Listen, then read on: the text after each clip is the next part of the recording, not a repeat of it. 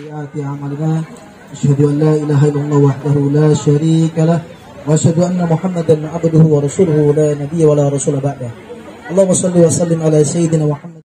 Sebagai seorang muslim, bahagianya kita itu ada pada di mana? Ridhonya Allah Subhanahu wa taala. Sehingga kita boleh punya rumah, boleh punya mobil, boleh memiliki dunia ini, yang penting Allah ridho. Sehingga kita akan fokus memperhatikan bagaimana cara mendapatkannya, termasuk bagaimana anak Irfan kemarin ini mendapatkan istrinya. Alhamdulillah, saya coba mengawal dari awal proses komunikasi sampai selesai. Insya Allah kita jaga betul dari hal-hal yang berpotensi menimbulkan maksiat. Insya Allah kita jaga ya. Karena apa? Tujuannya bukan hanya mendapatkan istri, bagaimana cara supaya dapat pasangan, tidak. Tapi tujuan utamanya adalah mendapatkan ridhonya Allah SWT. Sehingga dia tetap mendapatkan tujuannya, tetapi dengan cara yang diridhoi Allah SWT. Banyak di antara hari ini kaum muslimin tidak peduli lagi. Yang penting saya dapatkan dia, yang penting saya dapatkan itu, tidak peduli dengan berzina, berpacaran, merampok, mencuri, menipu dan lain sebagainya. Yang penting tujuannya tercapai.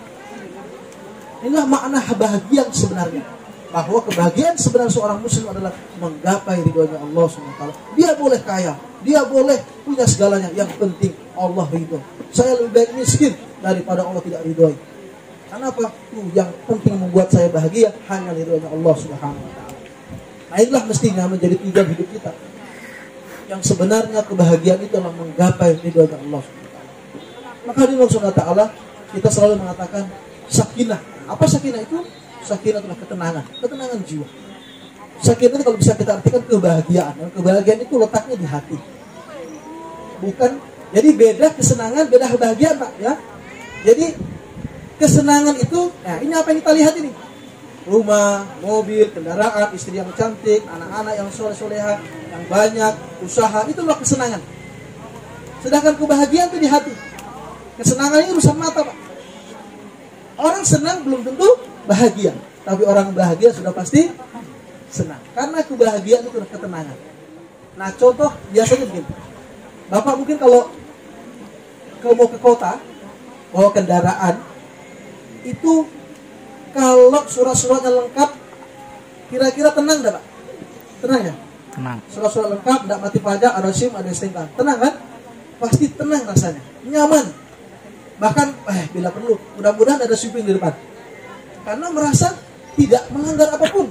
Sehingga dia merasa bahagia, tenang hidupnya. Coba Bapak, jangan Bapak saya sendiri ya. Plat motor saya mati. Kalau ke kota itu was-was saja bawaannya. Mudah-mudahan ada polisi di depan. Kenapa? Sadar kalau melanggar. Nah, sehingga kesimpulannya adalah bahwa bahagia itu kita hanya dapatkan dengan taat kepada Allah, taat kepada aturan. Kenapa kita tidak nyaman ketika kita berangkat ke kota tanpa SIM, tanpa STNK, tanpa surat-surat yang lengkap? Karena kita tahu bahwa kita sedang melanggar. Kita tahu sekali kalau kita sedang melanggar aturan. Coba kalau kita tahu kalau kita sedang tidak melanggar aturan, maka kita akan lebih tenang. Kebahagiaan itu adalah ketenangan yang Allah titipkan dengan cara apa? Tidak bisa tidak kecuali dengan ketaatan kepada Allah Subhanahu wa taala. Maka begitu juga kita sebagai hamba Allah. Banyak orang yang merasa mencari kebahagiaan dengan mengumpulkan dunia sebanyak-banyaknya, mengumpulkan harta sebanyak-banyaknya, popularitas setinggi-tingginya. Padahal semua itu tidak menjamin kebahagiaan. Banyak orang-orang justru banyak hartanya tidak bisa tidur, banyak hartanya tidak bisa menikmati hidupnya. Kenapa? Dia mencarinya dengan cara yang tidak halal, atau bahkan meninggalkan perintah Allah, menabrak larangan Allah, tidak sholat, tidak puasa, demi mendapatkan dunia. Saya jamin sampai mati pun dia orang semacam ini tidak akan bahagia. Kenapa? Sebenarnya dalam hatinya sadar betul kalau dia sedang tidak taat kepada Allah. Maka hadirin Allah Ta'ala, kesimpulannya adalah kalau kita ingin mendapatkan kebahagiaan yang sempurna, hanya satu caranya, taat kepada Allah. Karena hanya Allah yang menitipkan kebahagiaan dan ketenangan dalam diri kita, hati kita. Apa yang diberitakan Allah kerjakan, dan apa yang dilarang Allah tinggal. Terakhir, mungkin bapak-bapak tamu undangan yang dari Baito ke sini, mungkin ada yang tidak biasa, ya. Kita nikah, acara itu biasanya terbuka, di sini tertutup, ya toh?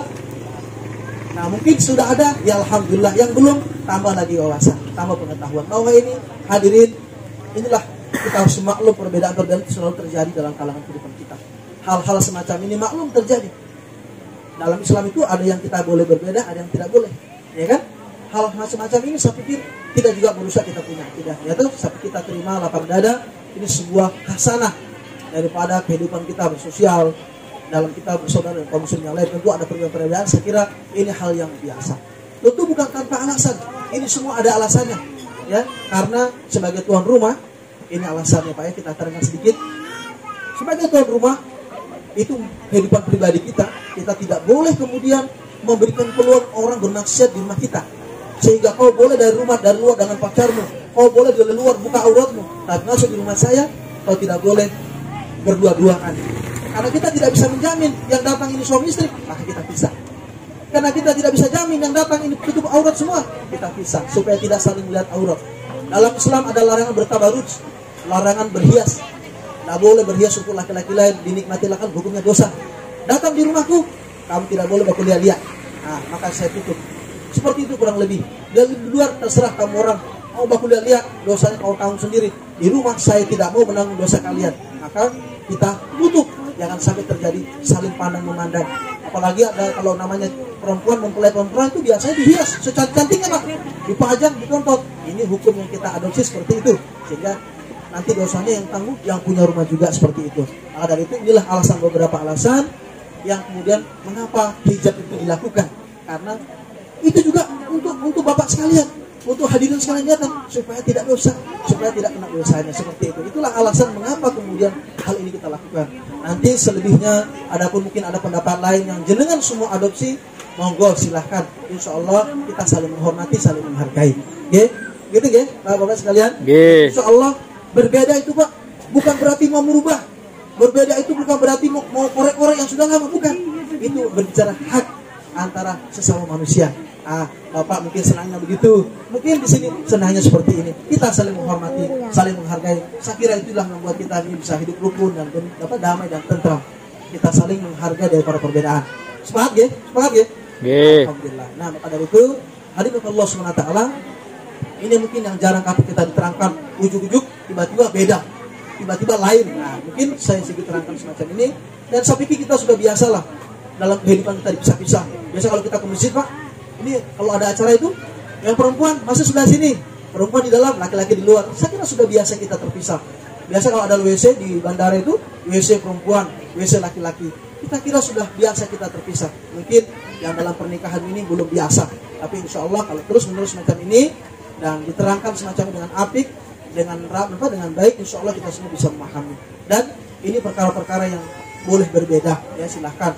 Ada yang kunut, ada yang tidak kunut, boleh berbeda, silahkan. Yang kunut monggo, yang tidak monggo silahkan. Nah begitu. Yang tidak boleh, tidak suka ya. Nah itu yang tidak boleh. Maka dari itu saya pikir ini hal-hal yang lumrah dan kita harus terima sebagai perbedaan hasanah dalam kehidupan kita bermasyarakat dalam berislam. Dan insya Allah inilah yang bisa menjaga kerukunan kita bersama kaum muslimin. Baik, hadirin Allah SWT, masih banyak hal yang ingin disampaikan, tapi karena berhubung waktu yang sangat singkat, ya mudah-mudahan yang singkat ini bisa bermanfaat. Ada benar datang dari Allah Subhanahu wa Ta'ala.